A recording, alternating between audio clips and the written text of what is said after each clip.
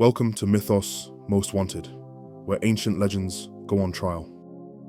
Here, we don't just tell old stories, we dig up cold cases buried in sacred texts, forgotten temples, and whispers of eternity.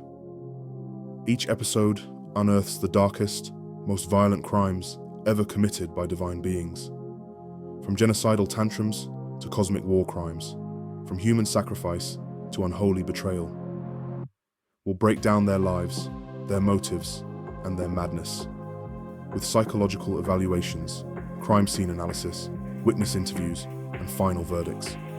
Because here, mythology isn't worshipped, it's interrogated.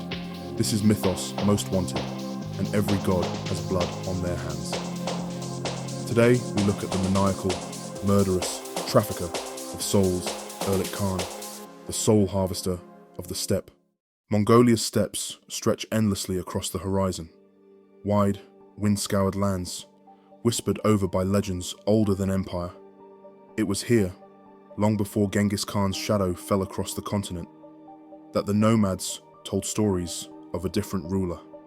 Not one who rode a horse or bore a sword, but one who lurked beneath the soil. They spoke of Erlik Khan, the first and most feared god of death.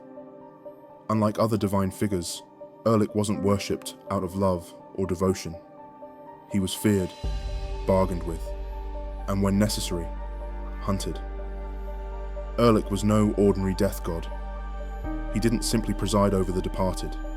He trafficked in souls, harvesting them like a collector, obsessed with his morbid trophies.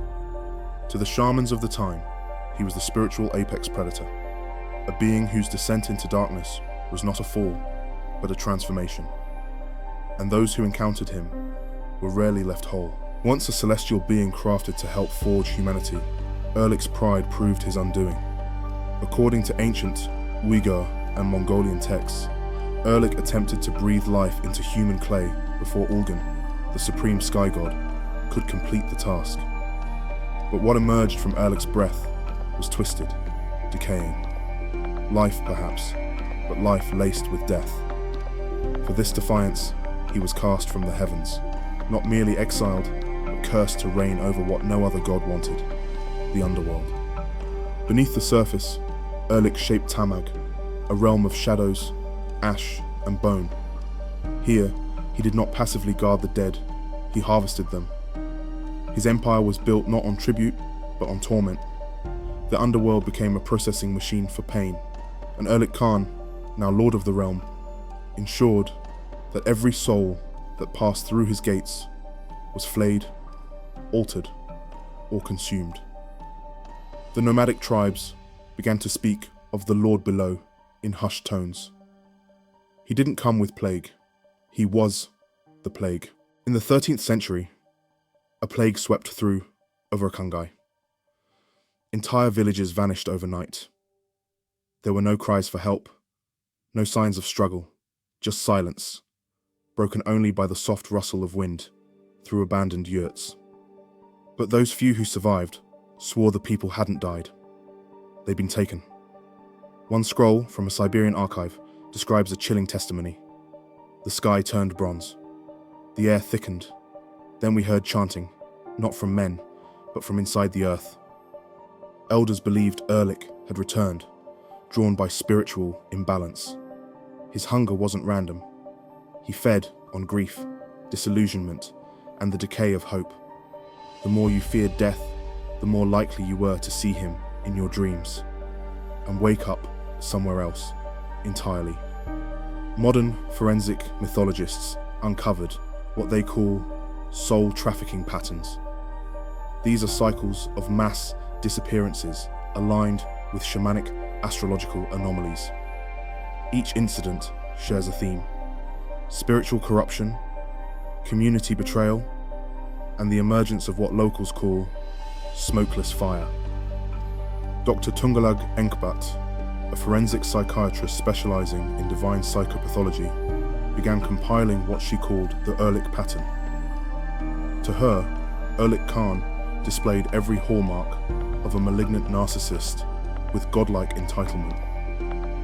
He's not just death, she explained in her audio logs. He's judgment. He believes the soul should be reshaped by suffering, that death without pain is theft. One channeled interview, conducted under a deep trance ritual with a condemned soul, believed to have escaped Tamag, was later declassified. Through cracked lips and a borrowed voice, the spirit said, he whispered in my marrow, promised I'd see my son again. When I opened my eyes, I was chained to him. My child, he was there, but hollow. Erlik made me feed on him. Dr. Enkbat's diagnosis? Erlik displays spiritual sadism driven by cosmic resentment. His psyche, if one could call it that, thrives on correcting what he sees as divine injustice. Ulgan's abandonment, human preference for light, the taboo of death. To Erlik, death is not an end, it's a reclamation. In 1702, a clandestine council of 13 high shamans gathered beneath the Khan Kenti mountains. What they planned was unprecedented, a binding of Erlik himself. For 3 nights, they chanted, bled, and offered parts of their own souls as bait. The ritual, known as Tamag Shakalt, the silence below, was intended to imprison Erlik within a coffin of iron and prayer. The aftermath was apocalyptic. The steppe turned black for a week. Horses were born dead. Wells boiled. The shamans were found alive, but blind, their tongues replaced with ash. And yet, the binding worked, temporarily. Erlik was sealed within an iron-bound reliquary lined with runes etched in crushed obsidian. But by 1945, that reliquary was gone. Stalin's occult division had taken interest in Mongolia's native deities, and the coffin was transported, then lost, during the chaos of World War II. It hasn't been seen since. Today, Erlik Khan's name is largely forgotten by outsiders, but his presence lingers across the steppe. Shamans still place obsidian shards near graves. Newborns are given bone names, coded identities meant to confuse spirits. And when the wind howls unnaturally across the plains, elders still whisper, Erlik rides tonight. Dr. Bayam Atsend, a mythologist from Ulaanbaatar, concludes with chilling clarity, Erlik doesn't need temples, he has memory. Every soul afraid to die is his altar. We may no longer worship Erlik Khan, but in the silent moments before death, when the body is failing and the world fades to shadow, it's his voice many claim to hear, laughing, calling, harvesting. Erlik returned, after more than 3 centuries. The world believed Erlik Khan was contained, buried beneath arcane wards and an obsidian-lined reliquary sealed in forgotten soil. But in March of 2018, something broke. Deep in the Umnugovi province of southern Mongolia, a mining company, drilling exploratory tunnels, struck an iron structure beneath the Gobi Desert. They thought it was a meteorite. The footage, later leaked to an encrypted darknet forum, showed 6 workers surrounding a rust-welded coffin engraved in runic scrawl. The audio on the video is corrupted, but a sound remains. A low, inhuman hum, like thousands of whispering mouths exhaling at once. Within 12 hours of exposure, everyone at the site was dead. Not torn apart, not diseased, just lifeless, frozen in postures of ecstasy, fear, or grief. A witness, one of the drone operators who had flown over the site, described the ground weeping black blood and shadows moving against the light. The reliquary was cracked, its obsidian core shattered. Erlik Khan was free. Within days, regional hospitals in Dalanzadgad reported a surge in sudden soul loss cases. Patients comatose without explanation. Their eyes turned completely black, their voices whispering in extinct Turkic dialects. A leaked memo from the Mongolian Ministry of Spiritual Health stated, "These are not illnesses, these are abductions. The bodies remain, but something essential has been taken." Soon after, a group of shamans vanished during a winter pilgrimage. Only one was found, buried up to her neck in salt near Lake Kovsgol. Her tongue had been replaced with a black orchid, a flower never known to grow in that region. On her forehead, carved in trembling script, "I am returned." By May, satellite data recorded unusual seismic patterns, subterranean pulses spreading outward from the desert in spirals, like something was crawling beneath the crust, not just traveling, but burrowing, spiraling through the ley lines of Eurasia. It wasn't just a god on the move. It was something ancient, rebuilding a network. The year 2018 saw strange deaths surge in remote pockets of Kazakhstan, Russia, and Western China. People died in their sleep, with smiles carved into their faces. Entire villages reported the sound of iron dragging against bone at night. And in multiple urban centers, Ulaanbaatar, Almaty, and even parts of northern Beijing, surveillance cameras picked up unexplained glitches. Humanoid shapes with no heat signature, passing through walls, appearing only between frames. Interpol's Occult Crimes Division began to take notice. In a classified internal report titled Project Coffin Flower, agents linked over 68 spiritual anomalies, 11 ritual deaths, and 4 mass disappearances to a singular, emerging, mythological pattern. The final conclusion, blacked out but later recovered via whistleblower leaks, read, "Erlik Khan's containment has failed. He is harvesting again, not indiscriminately, but with purpose. He is not simply collecting souls. He is constructing a kingdom above ground." By late 2018, Erlik's activity escalated beyond remote regions.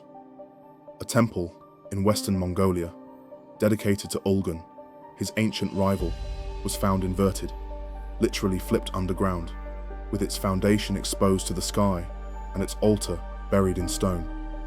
The monks inside were impaled by their own prayer beads. A voice recording, recovered from a British occult researcher embedded in the region, captured this message, reportedly spoken in a trance. He walks again, not a shadow, but man. He wears the face of a prophet. He promises death not as punishment, but as escape. Erlik had changed. This wasn't the primal god who ruled beneath. This was a manipulator, a messiah of decay. And for the first time in history, humans weren't just afraid of death. They were beginning to follow it. As of 2025, Erlik Khan's physical location is unknown, but sightings persist. In rural Mongolia, locals have begun building altars not to ward him off, but to welcome him. These cults, calling themselves the Breathless Ones, believe that death under Erlik is liberation from the endless reincarnation cycle, freedom from karma, morality, and pain. Dr. Tungalag Enkbat, who profiled Erlik for years, now resides in a secure facility after a public breakdown. In her final broadcast, she stated, "He no longer needs the underworld. We gave him earth, and he is building his court from the cracks of our silence. It started in the soil, in a forgotten reliquary, etched with desperate prayers and crushed obsidian. And now, it's global. The god of death is no longer trapped beneath our feet. He walks beside us, smiling, patient, ravenous. Erlik Khan did not break out of his coffin. We opened it, and now he's listening." Another case closed. But in the world of gods, justice is never final. If you want more divine investigations, brutal truths, and mythological madness, don't forget to like, comment, and subscribe to Mythos Most Wanted. Your voice helps echo justice across the ages. And trust us, there are darker gods still waiting to be exposed. This is Mythos Most Wanted. See you in the next case file.